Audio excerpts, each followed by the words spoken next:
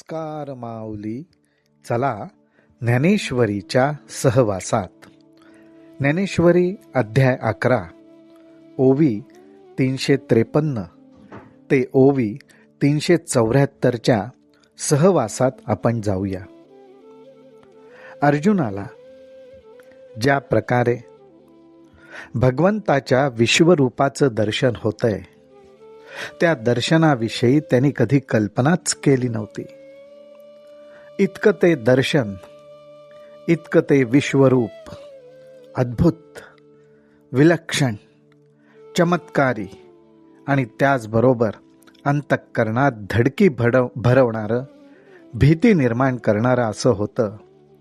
त्यामुळे आपल्यालाही दिसतंय की वारंवार तो ज्या पद्धतीने विश्वरूपाचं वर्णन करतोय, त्यातून त्याची उत्सुकता, त्याचं आश्चर्य, मनातली भीती हे वारंवार प्रगट होत आहे. तेच वर्णन आपल्याला आता इथंही बघायला मिळणार आहे. अर्जुन म्हणतो, ठेली महाकाळेंसी हटे तटे, तैसी किती एके मुखे रागिटे, इही वाढोनिया धाकुटे आकाश केले.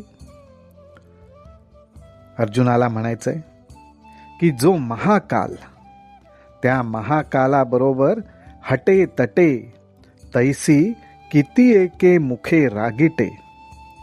आज या महाकालाबरोबर जणू काही अशी पैज मारली आहे की त्याच्यापेक्षाही भयानक आणि रागीट अशी मुख भगवंता तू प्रगट केलीस.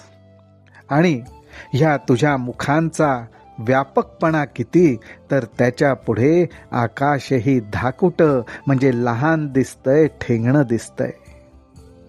इही वाढोनिया धाकुटे आकाश केले, गगनाचे वाढपणे नाकळे, गगनाचे वाढपणे नाकळे, त्रिभुवनींची आही वारिया न वेटाळे, ययाचे वाफा आगी जळे, कैसे धडाडित असे.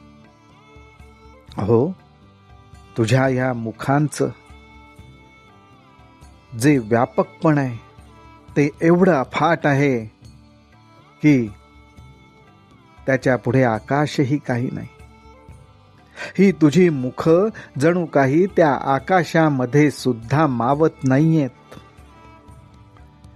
संपूर्ण त्रिभुवनात जो वारा वाहतोय, तो वारा सुद्धा ह्या तुझ्या मुखांना वेटाळू टाकू शकत नाहीये.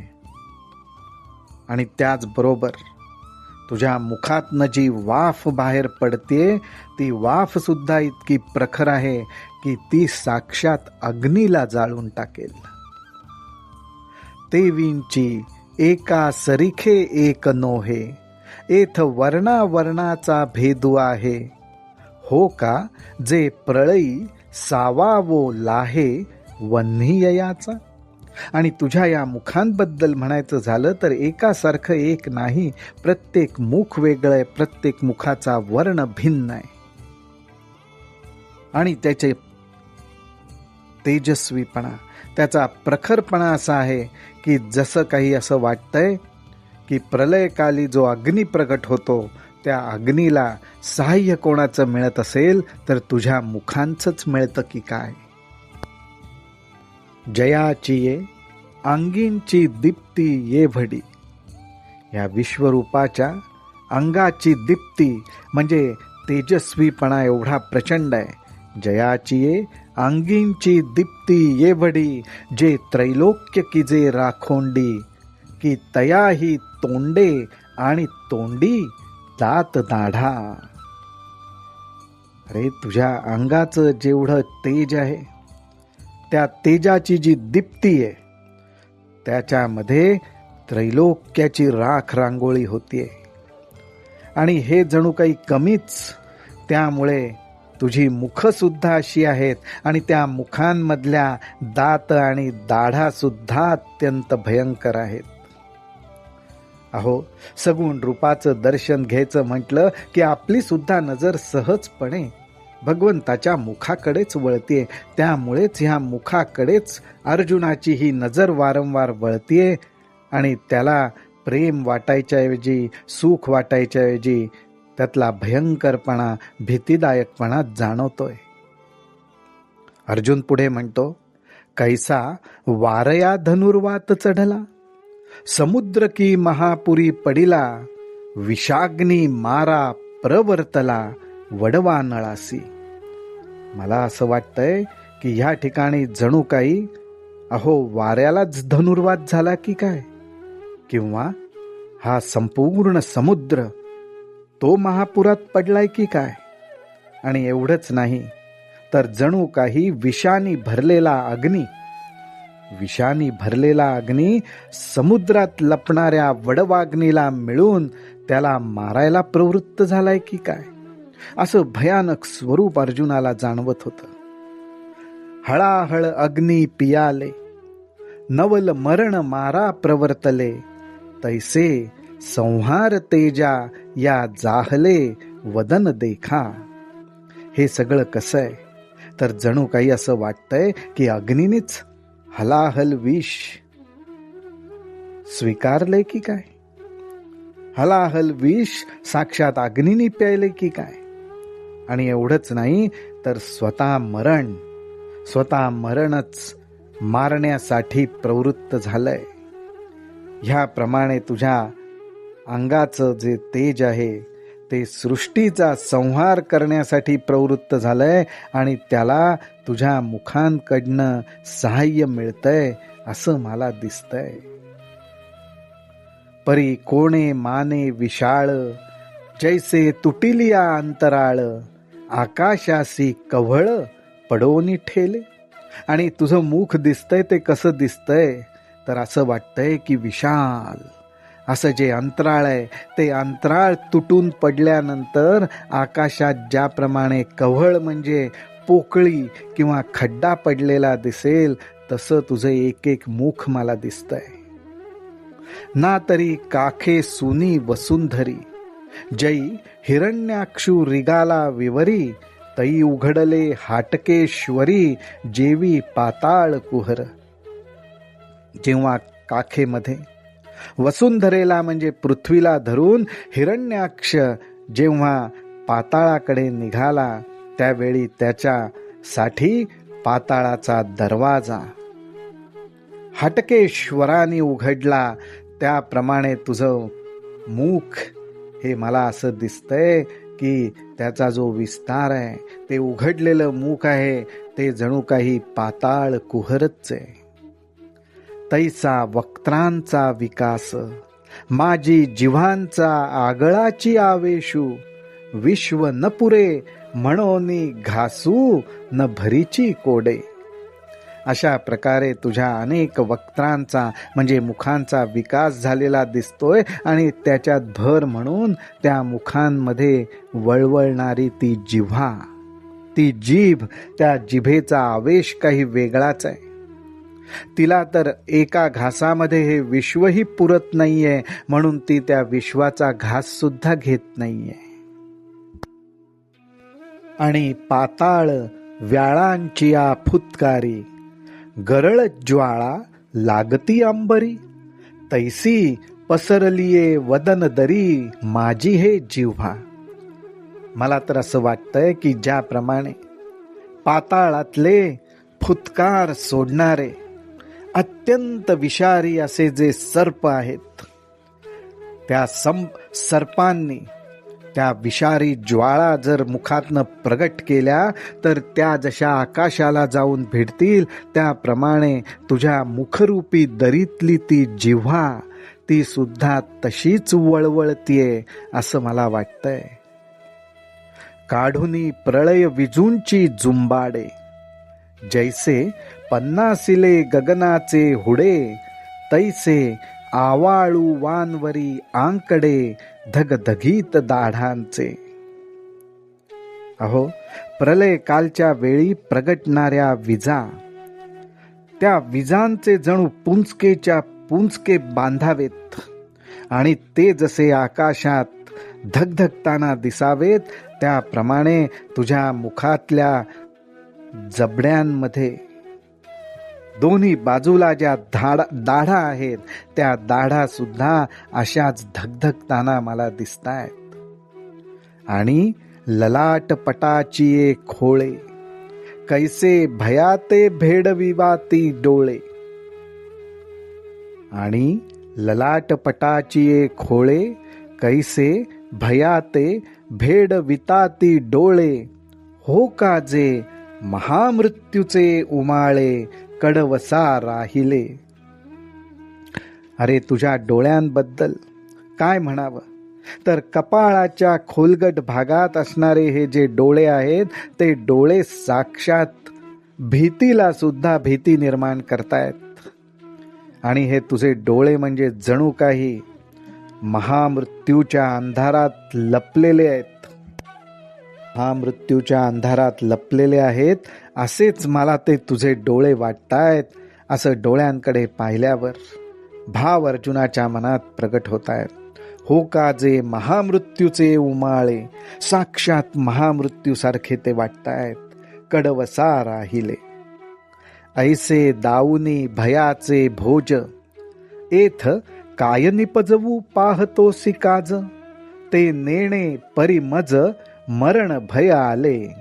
आता प्रामाणिकपणे अर्जुन म्हणतोय की भगवंता, अशी भयंकर भीती निर्माण करणारी मूर्ती, असं रूप तू धारण करून काय सिद्ध करायला बघतोयस ते काही कळत नाहीये. पण या तुझ्या रूपामुळे माझ्या मनात मात्र मरणाचं भय निर्माण झालंय एवढं नक्की. देवा विश्वरूप पहावयाचे डोहळे, देवा विश्वरूप पहावयाचे डोहळे, केले तिये पावलो प्रतिफळे. बापा देखिलासे आता डोळे, निवावे तैसे निवाले. माझ्या डोळ्यांना तुझं विश्वरूप पाहावं अशी इच्छा निर्माण झाली. हे माझे विश्वरूप पाहण्याचे डोहळे, जणू काही माझ्या डोळ्यांनाच लागलेले डोहळे, ते तू पूर्ण केलेस. त्याचं फळ मला मिळालं. परंतु अहो देहो पार्थिव कीर जाये, ययाची काकुळती कवणा आहे. परी आता चैतन्य माझे विपाये, वाचे की न वाचे. भगवंता हा देह तर पार्थिव आहे, क्षणभंगूर आहे. हा तर एक ना एक वेळ जाणारच, त्यामुळे त्याची मी काळजी कशासाठी करू. परंतु मला असं वाटतंय की आता माझं चैतन्य तरी वाचतं का नाही. माझ्या चैतन्यावर संकट आल्यासारखं मला वाटतंय. एरवी भयास्तव आंग कापे, नावेक आगळे तरी मन तापे. अथवा बुद्धीही वासिपे, अभिमानू विसरीजे. तुला काय सांगू, माझं अंग खरोखरच भीतीने कापतंय, थरथरतंय. त्या अंगाबरोबर मन सुद्धा. मन तर शरीराहून सूक्ष्म आहे, परंतु माझं मन सुद्धा भीतीने थरकाप पावतंय, व्याकुळ होतंय. आणि एवढंच नाही तर माझ्या बुद्धीलाही भीती वाटतेय. आणि असं झाल्यामुळे माझ्या बुद्धीने सुद्धा अहंकाराचा त्याग केलाय. माझ्या बुद्धीला अहंकाराचा विसर पडलाय. परी येतुलियाही वेगळा, जो केवळ आनंदैक कळा. तया अंतरात्मयाही निश्चळा, आली शियारी. अरे भगवंता, एक वेळ देह जाऊ दे, मन जाऊ दे, बुद्धी जाऊ दे, पण ह्यांपेक्षा जो वेगळा आहे, आनंदाने भरलेला आहे, तो निश्चळ अंतरात्मा. पण तो सुद्धा थरकाप पावलाय. बाप साक्षात्काराचा वेधू, कैसा देशधडी केला बोधू. हा गुरुशिष्य संबंधू, विपाये नांदे. भगवंता, तुमच्या विश्वरूपाचं दर्शन व्हावं हाच छंद माझ्या मनाने घेतला. त्याचा साक्षात्कारही मला झाला. पण तो साक्षात्कार झाल्यावर त्याच्या अगोदर जो तुम्ही मला बोध केलाय, तो बोध तर देशोधडीला लागला. आणि आता तर असं वाटतंय हा गुरुशिष्य संबंध सुद्धा टिकतो का नाही. इतका अर्जुनाच्या मनाचा अंतर्बाह्य थरकाप झाला होता. देवा, तुझ्या ये दर्शनी जे वैकल्य उपजले आहे अंतःकरणी, ते सावरावया लागी गवसणी धैर्याची करीतसे.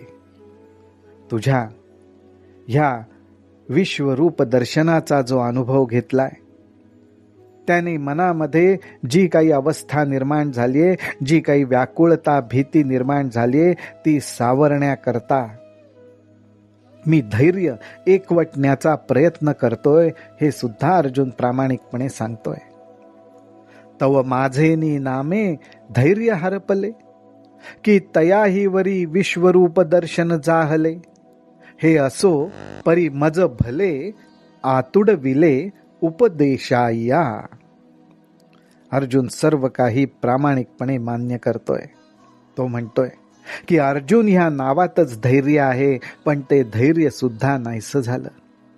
त्या धैर्याचा सुद्धा विश्वरूपापुढे टिकाव लागला नाही. त्या धैर्याला सुद्धा भीती वाटली. पण असो भगवंता, तुझ्या या विश्वरूप दर्शनाच्या उपदेशाने मी मात्र संकटात पडलो, हे नक्की.